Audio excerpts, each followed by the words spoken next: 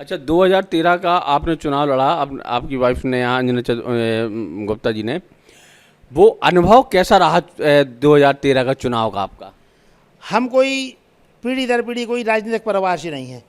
हम एक गरीब परिवार से वानिया समाज के व्यक्ति हैं।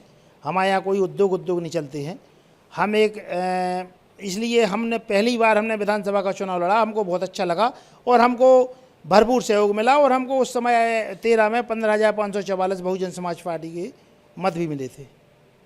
इस बार क्या लक्ष्य है महेंद्र गुप्ता का? क्योंकि इस बार हमें नीली पट्टी खुद धारण करके आप फील्ड में पहुंचने की तैयारी कर रहे हैं। नहीं, हम तो लगातार संपर्क में रहते हैं। आज 10-12 साल हो गए बिजौर विधानसभा में प्रत्येक परिवार से, और इस बार निश्चित बिजौर विधानसभा के मतदाता बहुजन समाज पार्टी को विजय बनाएंगे। अच्छा, आपके बिजौर विधानसभा में जब भी बात होती है पॉलिटिकल, तो शराब का जिक्र जरूर होता है, तो आपके क्षेत्र में भी क्या आप शराब बिकती है? नहीं, शराब का तो ऐसा है, देखो शराब में तो कोई भी किसी पे भी आरोप लगा दे। वो क्या है कि जैसे यहाँ दुकान है शराब की, किसी का भी ठेका है ईशानगर में, तो वो भी गांव में बिकवाते हैं।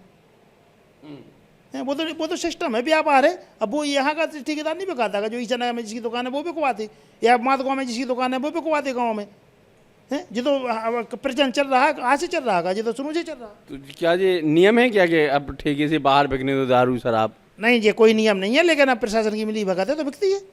तो अब कभी बीएसपी ने उठाया क्या इसके खिलाफ झंडा? नहीं, हमारी तो हम ये तो हमारा तो पूरा समाज ही, ये जो लोग अपनी मानसिकता है इनका बस चले तो हर हमारे समाज में हर घर में दारू की पेटी रखवा दें कि दारू भर पीते रहो। तो पीते क्यों हैं आपके समाज के लोग? नहीं, तो भाई इनको अंकुश लगाना चाहिए, लेकिन ये लगाते नहीं है।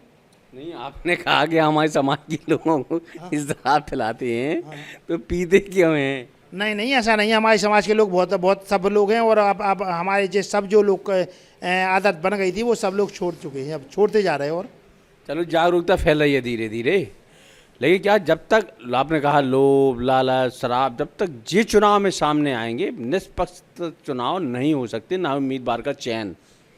तो इस संबंध में आपका क्या स्टैंड है महेंद्र गुप्ता का? हमको निर्वाचन आयोग पे हम आरोप नहीं लगाए, लेकिन हमको एक बात समझ में इस देश के अंदर नहीं आई कि जब चुनाव होता है, चुनाव के पहले दल के लोग कहते हैं कि अगर हमारी सरकार बनेगी हम स्कूटी देंगे, हमारी सरकार बनेगी हम ये देंगे, हम वो दे। तो वो क्या वो प्रलोभन नहीं दे रहे पब्लिक को? तो निर्वाचन आयोग इस पर एक्शन नहीं लेती, और कोई व्यक्ति अगर साड़ी या कोई कुछ बांटते मिलता था उस समय उस पर FIR हो जाती। नहीं, तो वो आचार संहिता की बात होती है। इस समय आचार संहिता नहीं लगी है, इस बार आप बांटिए, कौन मना कर रहा है आपको? नहीं, हम लोग प्रलोभन नहीं देते, हम लोग प्रलोभन के विरोधी हैं। हम तो फिर आपका वोटर प्रलोभन में चला क्यों जाता है? वो हमारा एक बहुत सीधा सच्चा समाज है। बहुजन समाज एक बहुत सीधा सच्चा समाज है और बहुत भावनात्मक समाज है। उसको ये जो लोग होते हैं उनके गले में हाथ डाला, उनने चाचा कहा, उनने पैर छू लिए, इसी भावना में वोट देते हैं कि भैया आए थे उनको वोट दे दो।